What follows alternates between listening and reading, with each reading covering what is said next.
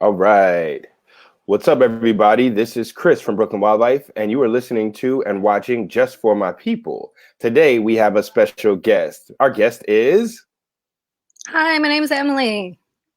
I'm awesome. just going by my first name because I'm going to be talking about possibly some kind of personal stuff. So, Awesome, awesome. And so, for people that don't know, we are interviewing various folks who are involved in the industry or business of sex work or adult entertainment.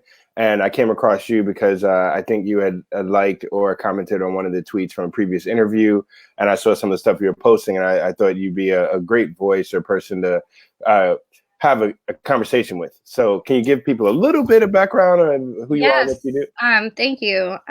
So I am mostly a dominatrix, but I also switch with clients, meaning that sometimes I will let them dominate me. Um, I am also a sugar baby, and in the past, I have done porn. So that's kind of my experience in sex work. Outside of that, I'm also a research assistant for a criminal justice reform organization, and I'm getting my master's in social work. So, a lot going on right now. Wow, you sound super busy. Yeah. And so, how did you get into the various avenues of work you've been doing? Originally, Yeah. okay. So, when I was around 21, and I'm actually about to turn 31, so wow, this was 10 years ago. I started getting into like erotic modeling and like fetish photography just because I thought it was fun. And I was one of the ones who said, "Oh, this feels empowering." And then I dropped out of college and I had to find a job, and I thought it was going to be easy, and it was not easy. This was like 2010, so you know, the recession was still going on. I couldn't even get hired as a waitress. Well, Um, so I was, 2 weeks out of like, I was gonna be evicted and I had to do something. So I answered an ad on Craigslist that was like, become a dominatrix. And yeah, for the most part, sex work is less fun when you're doing it because you actually need the money than because it was just like a creative outlet. But yeah, so that's basically how I got started. I started out working for what is called a house dungeon, which operates kind of like a strip club where they provide the space and they bring in the clients, and you're effectively an employee, but you don't get any of the rights of an employee. Um, which means that they take advantage of a lot. You get penalized for missing work, for sick days. You don't get sick days. There's no base pay. You just earn whenever a client wants to see you. And if a client doesn't want to see you that day, you're just sitting around for 8 hours not making money. So after about a year of that, I got fed up and I left. Um, and I started working independently, and I did that for about 4 years. I was also doing porn on the side. A lot of sex workers have multiple hustles because it can be difficult to rely, like, it's not a super reliable form of income until you're really established in the business. right. So it's good to have multiple ways of making money. So I did that. I retired in 2016 for a man, which is exactly what you're not supposed to do. He didn't have a problem with it. He just had a kid, and he was worried about custody issues, like if anyone found out, which is legit. That happens. Sex workers get their kids taken away. Wow. So I quit for that reason, and then of course we broke up. And I decided to go to grad school, and with my grad school schedule, I also have to do an internship, which is next year it's going to be 3 days a week. So I'm going to be working 3 days a week unpaid, and I can't work a full time job.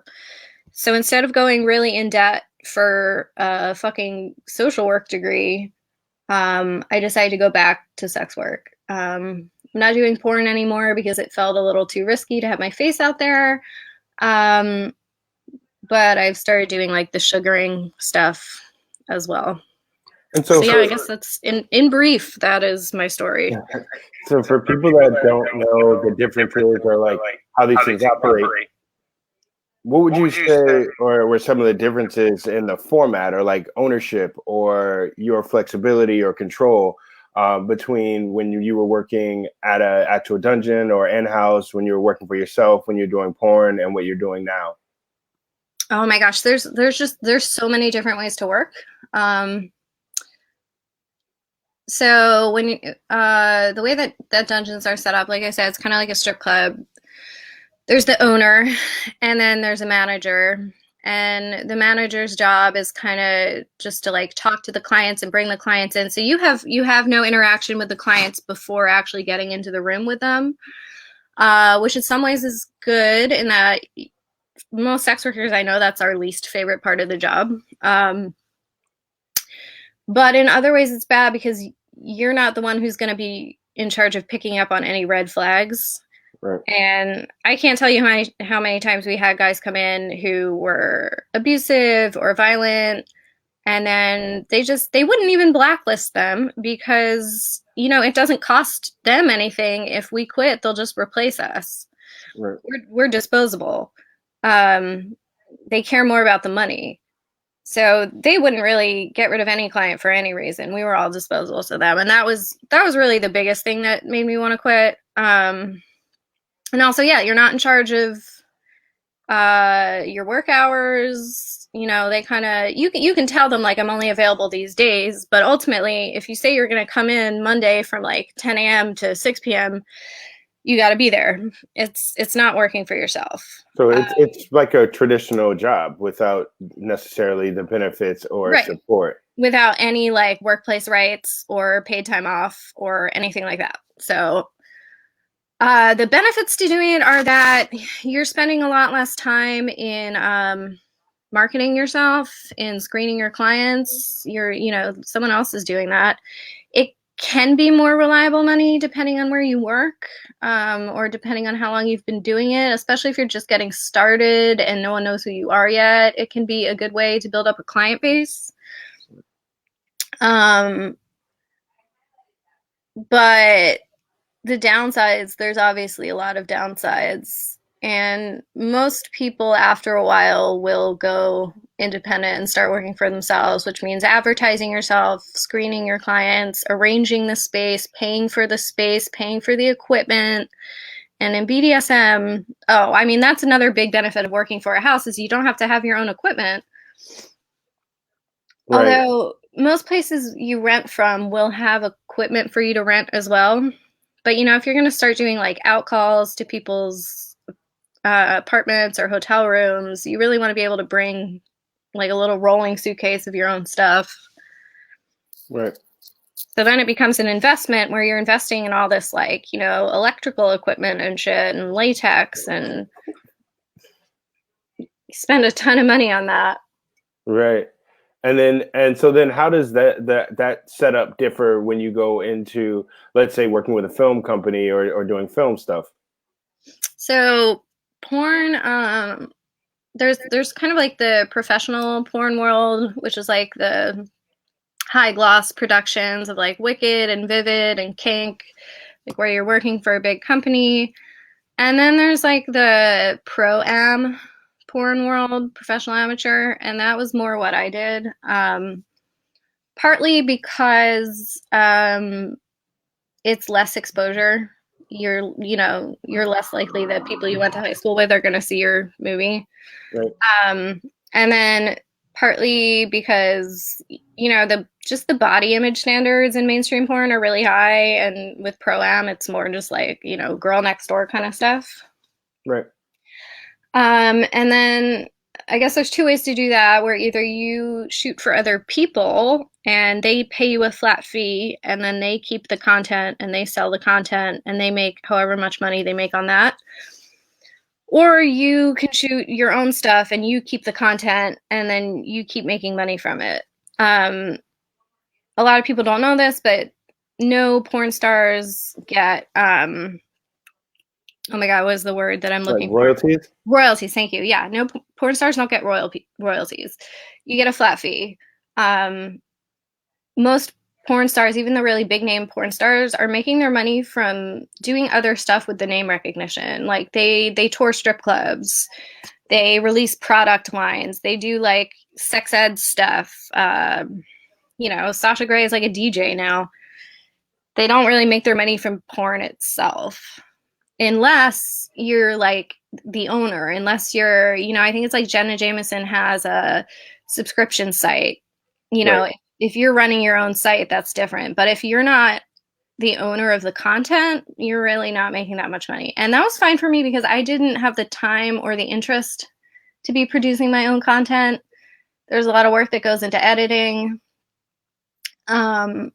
So I would just shoot with other people and they would own it and they would profit from it and I would just take the flat fee. And how would you find folks to work with? Like, were there established producers that you already were familiar with, or did people reach out to you, or how did you make yourself available? It's kind of like once you start doing it and you make connections, you meet other people through them, or they'll be like, hey, I saw your video with so-and-so. Do you want to shoot with me? But yeah, there's also websites. God, it's been so long. I'm trying to remember. Definitely, this was the kind of thing that like Craigslist and Backpage were good for. And for those who don't know, those were taken down. Backpage was taken down in 2018, thanks to Kamala Harris, which is why sex workers don't like Kamala Harris. It has made things a lot more difficult in many segments of the industry. Wait, was she behind some of the legislation? It wasn't legislation. It was the California Attorney General, which is what she was, targeted Backpage as a source of trafficking. Yeah. And so they just like indict. I don't know what the actual indictment was. But it was kind of like Backpage didn't want to try to fight it anymore. And I will admit that there was definitely some trafficking stuff happening on Backpage. But by taking down Backpage, you just made it like the trafficking didn't stop. It just now it's underground and it's harder to find. And the other thing that happened is that those of us who used to work on it are now also going further underground to find work. So like everyone has just become less safe. It has not made people safer. And so when Backpage went down, I guess that was the SESTA and FOSTA bill. It was separate from SESTA FOSTA, but it happened around the same time. And yeah, SESTA FOSTA might have taken down Backpage eventually, but the Attorney General in California kind of got to it first. Okay. Then how did people adjust to that? So at the time, were you working, or did you have to find other ways of generating content or finding clients, or was that during the time period you weren't working? That was during the time period I wasn't working. But I started working again the following year, and it's just like a totally different landscape now. I didn't even rely on Backpage that heavily. I would just sort of supplement my income by going on Backpage. But the possible venues for advertising, it's like just really contracted. The only place for DOMs on the East Coast that really brings in clients right now, the only advertising website is Eros, which is a nightmare to work with. It's really expensive. They keep raising the rates because they know they're the only game in town. They have terrible customer service. They were raided by the feds in like 2017. So all the information they have on you is probably going to the feds. Like, it's terrible. But much worse than that are the people who can't afford Eros. People have gone back to working at like shitty house dungeons. They've gone back to working for managers and brothels. Some people have gone to working on the street because the low payment options like Backpage and Craigslist aren't there anymore. So if you're already struggling and you can't afford to pay like $150 for an ad, the next cheapest option, you're going to go out to the street. Now, let's say you have enough money to get an ad or two, and you spend that $150 or $200 to post an ad. How much can you charge per session or per hour? Like, how do you generate that revenue? What's the return on investment? I mean, it really depends. Another thing that's happened is that the market has sort of, I can only talk about, I don't know about larger trends, but the market for BDSM in New York City has sort of been flooded, where all these girls are now going to work for houses, because, you know, options like Backpage and Craigslist don't exist, so it's easier for them to go and work for houses. And the houses just hire everyone because they're not paying a base pay. They just want to have as many options to offer the clients as possible. It costs them nothing. But none of the girls are making enough money to get by. So then all of them are leaving. And so there is now so many independent BDSM providers in New York City, all struggling for the same piece of the pie, that if you're new, and when I came back, I was basically new because I had deleted my client list.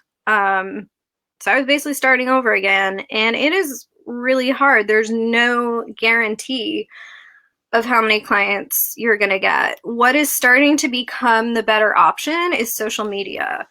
More and more sex workers seem to be finding clients on social media, which on the one hand is good because it's free, but on the other hand, you're subject to these terms of service that are always changing. You're being shadow banned. And it's a lot of time and effort to spend that much time on social media marketing yourself. It takes years to build up a huge follower count, you know? Right. So that's not very accessible for new girls either. And now that everything is shifting online, it's really a problem. Yeah, so with COVID or the coronavirus and the pandemic and us having to be inside, how has that affected or how has that shifted things from in person to now online? Are people still doing in-person activities? What's your thoughts on that?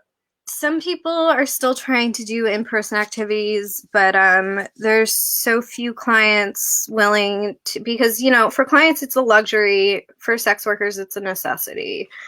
So clients can easily stop paying for our services at any time. It's not going to change their lives hugely, but sex workers, that's our income. So yeah, some people are still trying to hustle sessions, but they're not getting very many. And I have heard that I am not trying to do that because I'm lucky enough that I don't have to, but I've heard that there's a huge increase in the number of like predatory clients out there trying to take advantage of more desperate sex workers. You know, guys saying shit like, okay, I'll see Wow, you, but I that's don't want to horrible. have to use a condom. Like trying to push their boundaries, or, you know, hoping that they won't screen them to see if they're violent. Like, just, yeah, it's grim. Most of the people I know aren't trying to do in-person work anymore, though. And so how have things shifted to online? How are people able to, if they had been doing in person and they didn't already have a large online clientele or kind of revenue stream, how are they switching over? So I am one of those people. I didn't do any sort of online work. A lot of people did have an online presence. They also sold clips or did cam shows, mostly as a way to advertise their in-person services. So they already kind of had that set up. I did not. I've never really done online work. So I've started trying to do that, and it's difficult for me for a number of reasons that I know a lot of other in-person sex workers are struggling with as well. Number one is I don't have a lot of privacy. I have roommates who don't know what I do, and even if they did know what I do, I'm sure they wouldn't want to hear it all the time. Right. You know, other people have like kids. I also don't show my face in my ads because, you know, I'm trying to start a career as a social worker soon. So I don't want people recognizing me. And a lot of in-person sex workers don't show their faces in their ads. So it's hard to sell content. I mean, you can do it. Some people are pretty successful at it, but it definitely takes, that huge chunk of change from people that want to see your whole face. You're just not going to get that business. And then finally, just the marketing and trying to find clients online is really difficult. There's no real ad site for virtual services. I guess you could, I've thought about putting up an ad on Eros to advertise virtual sessions, but would I pay $150 for an ad when virtual services you're making so much less money? That's the other thing. So there's like this meme going around of what is it? She's like, I'm 22 and I just bought a house thanks to OnlyFans. Right. And it's kind of a myth because I mean, I'm not saying that's not real. I don't know. I'm sure a handful of people are making bank, but for the most part, most people don't make a ton of money online. The rates are low. You have to put in a lot of hours of work. And the reason that I and a lot of sex workers started doing sex work or kept doing sex work is because we can't put in full-time hours, but we Right. still need to make enough money to live.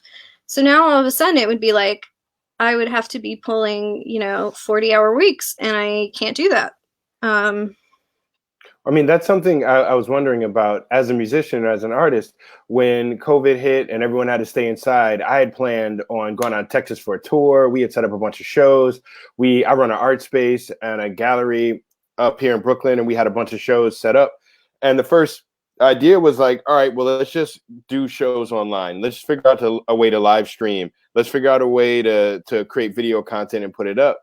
And the immediate thing that I was aware of was like, wait, everyone's doing this. Like, instead Yeah. of it just being like, we are one of 5 or 10 people doing something similar, every musician that cannot tour is now doing online. And Yes. it sucks. And like the video quality is normally bad. The lighting is bad. The audio is not great.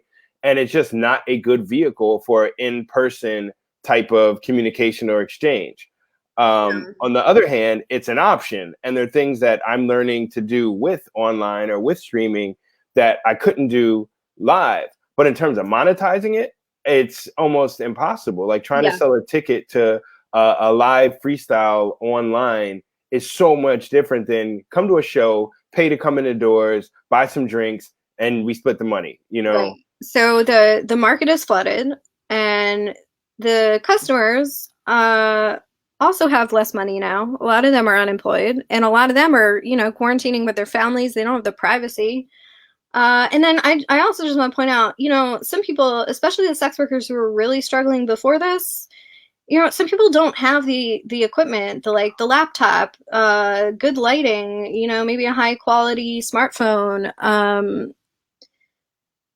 These are the people who are like really struggling right now, are the ones who can't even try to make that transition online. Well, what would you suggest? Like, are there I was told that sex workers are not going to be eligible for any of the stimulus checks or unemployment side. I guess every citizen who paid their taxes can get the stimulus check, but the Right. small business check or the particular like safety nets for entrepreneurs or sole proprietors aren't available for sex workers. Or So that's not true. It seems like it was true, but it's not true.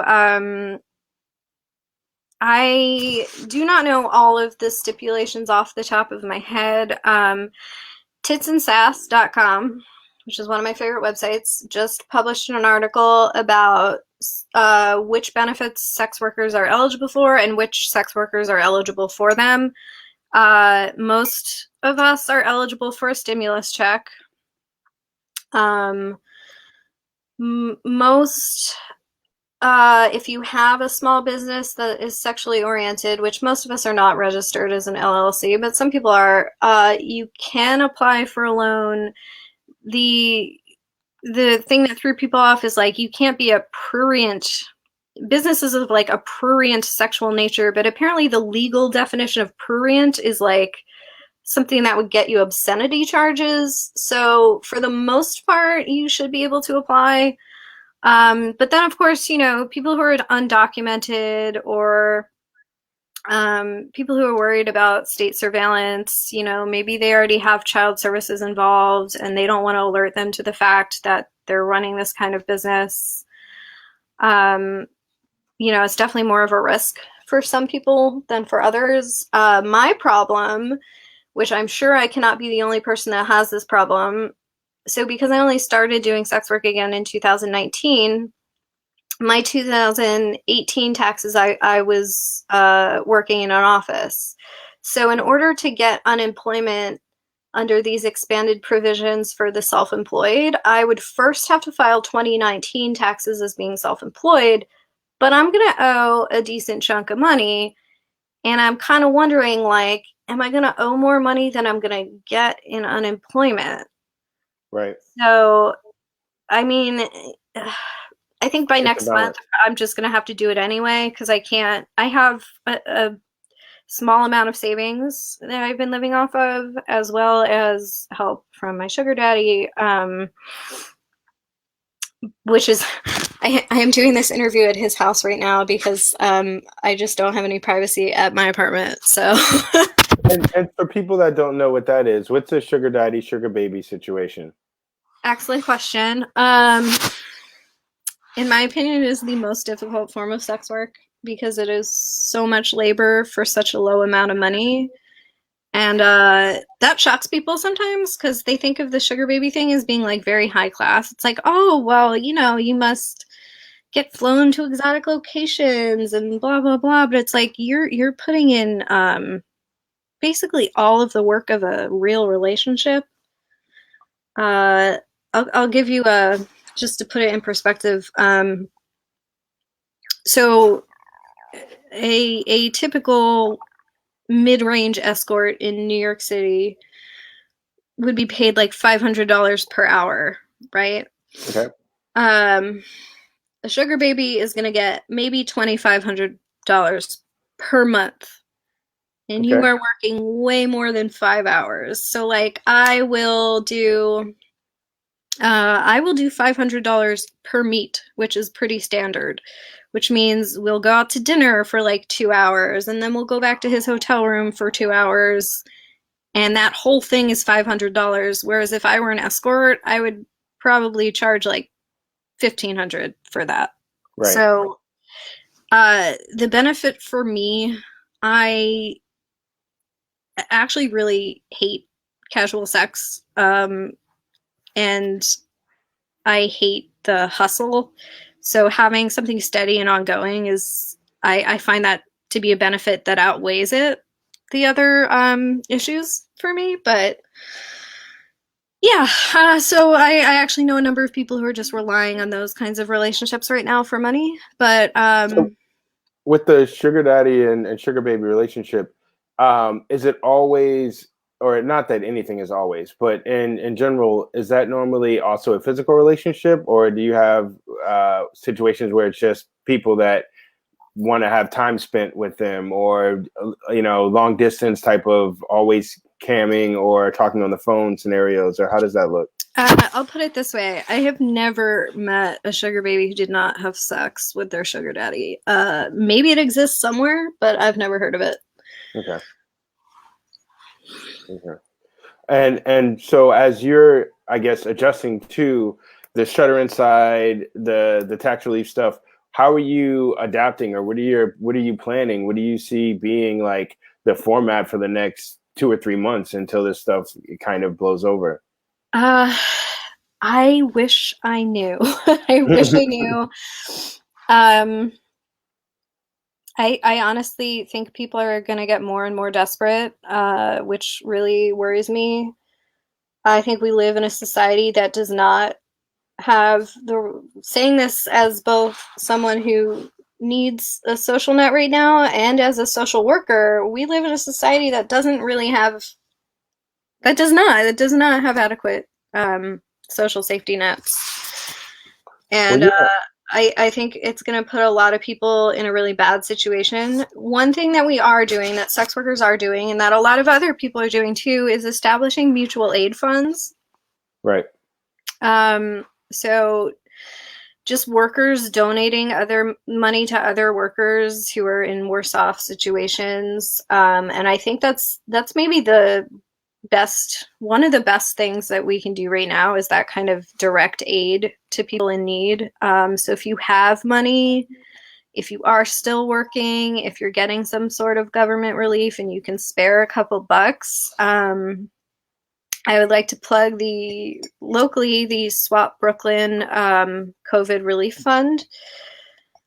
I've donated a little bit of money to them, so if anyone can afford to do that, that would be great. What's the name of that organization again? Swap, SWOP, Brooklyn. Okay.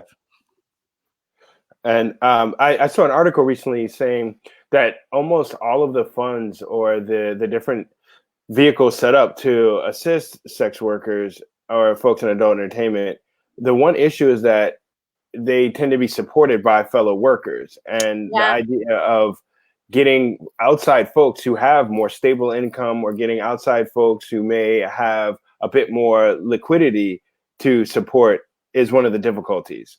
Yeah, I think a lot of people are really nervous about being associated with sex workers. And also just people in their own communities. Like, I have friends who are service workers who are working in restaurants who are also now unemployed. And they have their own relief funds and, they're giving to those relief funds. So it's hard when, like so many people are hurting.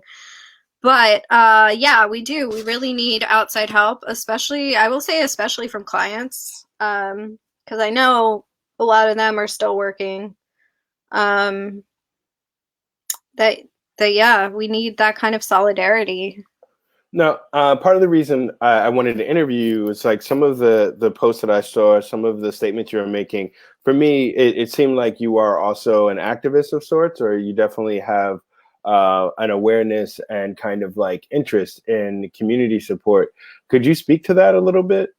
So I'm not directly involved in much at the moment, only because I'm kind of overwhelmed between school and, well, I'm still trying to work online. So between school, working online, and I also have mental illness that impacts my ability to be consistently productive. I am still going to like online meetings for things like Blue Stockings, which is like a bookstore slash activist space, and Hacking and Hustling, which is like a sex work and technology space. Like I'm trying to be involved in whatever limited capacity I can be. I wouldn't call myself an activist in that I am not like organizing anything at the moment. Okay. Maybe more like advocate. I'm definitely an advocate because I'm always talking shit online. So, but I try to at least boost what actual activists are doing, the kind of like really important on the ground work that needs to be done right now. And there's a lot going on. People are doing a lot. In Seattle, there's an organization called Glipsy that is still doing outreach to street-based sex workers and providing them with like care packages.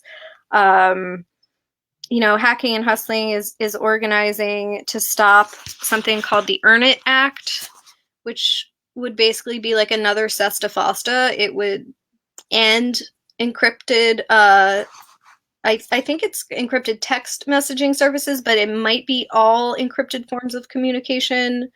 So definitely look into that if you're interested in those sorts of things, which we all should be. It's like something like Signal, which a lot of activists use, a lot of sex workers use, a lot of journalists use. Anyone who's interested in internet privacy should look into that. Yeah, I mostly just try to boost what other people are doing right now. What's the name of that act again? It's an acronym, and I don't know what it stands for, but it's called Earn It, EARN-IT. Okay. Okay. All right, I found it. Yeah, the Earn It Act. Okay. Sorry, go ahead. Yeah. So I don't know. That's the role that I'm trying to play right now. And as a and in terms of your schooling and getting into social work, what led you in that direction? Oh, it was kind of a process of elimination of what I didn't want to do. Mm, I don't want to be a sex worker for life. I'm not cut out for it. I was a women's studies major in undergrad, which is unfortunately kind of a useless degree. And the only job I could get was like a shitty office secretarial job. So I knew I was going to have to go to grad school. And looking at my options, I knew I didn't want to be a lawyer. I knew I didn't want to be a teacher. I didn't want to be a nurse. I was like, do I want to be a social worker? Yeah, I think I could do that. So that's mm. kind of what led me down that path. But I'm actually really happy with it so far. And ultimately, what I would love to do is open up a clinic for people with experiences in the sex trade, ranging from trafficking to coercion to free choice, to provide mental health services, as well as like material resources and things like job training, resume help, just because it's so difficult for sex workers and people in the sex trade overall to access informed and knowledgeable mental health providers. Right. I've encountered a lot of that just as a social work student of in the materials that were being taught. You know, it's not positive in terms of sex work. It's it's bad because you're supposed to be non-judgmental. Part of trauma informed therapy in particular is not telling someone else what has been traumatic for them, but letting them tell you. And there's this attitude among a lot of mental health providers that sex work has to be traumatic. Right. And you can't bring that attitude into therapy, or either the person's going to leave and they're not going to get mental health care, or they're going to get a damaging kind of client provider relationship. Yeah, I mean, I've seen that in some of my friends who are studying psychology, who are into the BDSM scene or into the Yes. fetish scene. They literally, one of their first issues that they'll have with their professors is this discussion of why everything starts as pathological, or why Yes. there isn't a balance to understanding the possible psychological positive effects that having BDSM relationships um, are related to. There's this inherent kind of negative stigma, or inherent like, oh, person A is into activity B, C, and D. That's something's wrong, and we can try to figure out where or why, as opposed to like normalizing different elements of human sexuality, and definitely gender fluidity and some of the I think more contemporary understandings of gender and sex roles. Yeah, like why are consensual sadism and masochism still in the DSM? Like why is that a disorder? Psychology is incredibly conservative as a field. And social work, the reason I chose social work over something like getting a regular psychology master's to be a counselor that way was I like the approach that social work takes to mental illness, which is that it is heavily influenced by our environments and by social issues and by society as a whole. And it sort of takes a more holistic approach to it. And that as social workers, part of our code of ethics is that we have to agree to work towards ameliorating social issues as well as helping people individually. So I really like that approach to it. And I would love to see a counseling center that kind of takes that more holistic approach where they not only provide that kind of informed and compassionate counseling, but then they also provide the kind of material resources that people need to achieve mental health. Because, like Maslow's hierarchy, if you're not getting enough food, no matter how much therapy you have, you're not going to be like a happy, healthy person. You Right. need those needs met as well. Word.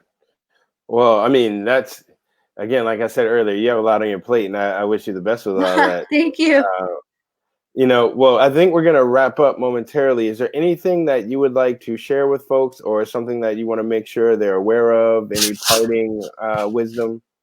I think we have probably covered everything. I just want to say again, if you can donate to a local sex worker mutual aid fund, the one in Brooklyn is run by Swap Brooklyn, and to just listen to sex workers, listen to a variety of sex workers. We're always keep bitching and complaining on Twitter. If you follow, I was going to say follow me, but then I remembered I'm trying to do this anonymously, but look at Tits and Sass, for example. That's a great website, and you will find sex workers through there. So listen to sex workers, listen to what we need, and